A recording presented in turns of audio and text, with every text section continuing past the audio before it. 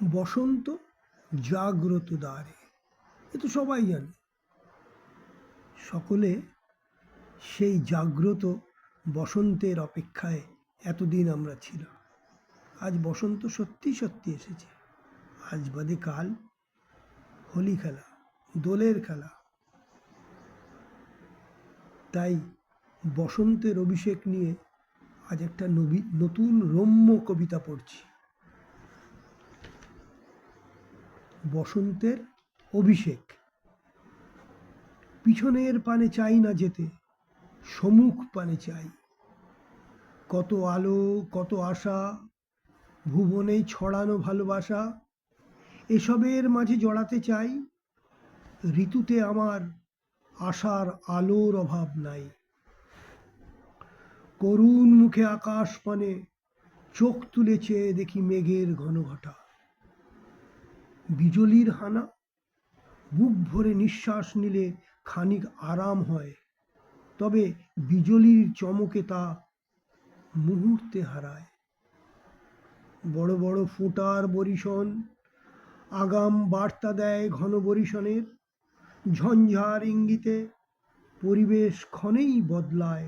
ওরে কি বাতাস, বাপ রে বাপ! হাওয়ার দোলায় জমে থাকা মেঘ উড়ে ক্ষণিকে কোথায় সরে যায়। বুক ভরা নিঃশ্বাসে আত্মতৃপ্তির উপহার। পরিষ্কার হয়ে যাওয়া আকাশে ধীর লয়ে সোনা সোনা রোদ্দুরের প্রকাশ। হেসে হেসে খেলে আসে আকাশে, এখন মৃদু মন্দ বাতাস তার পাশে। মনে ভারী নান্দিক আভাস।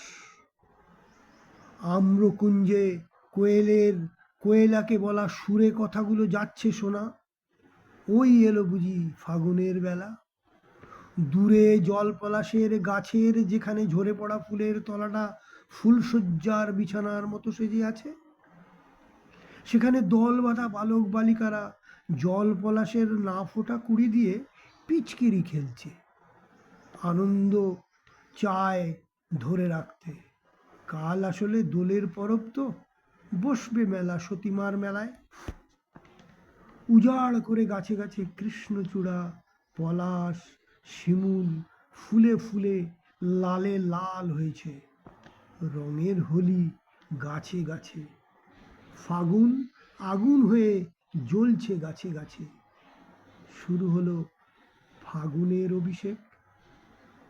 ভালো লাগলে সাবস্ক্রাইব করে দেবেন, কমেন্ট করবেন, লাইক করবেন।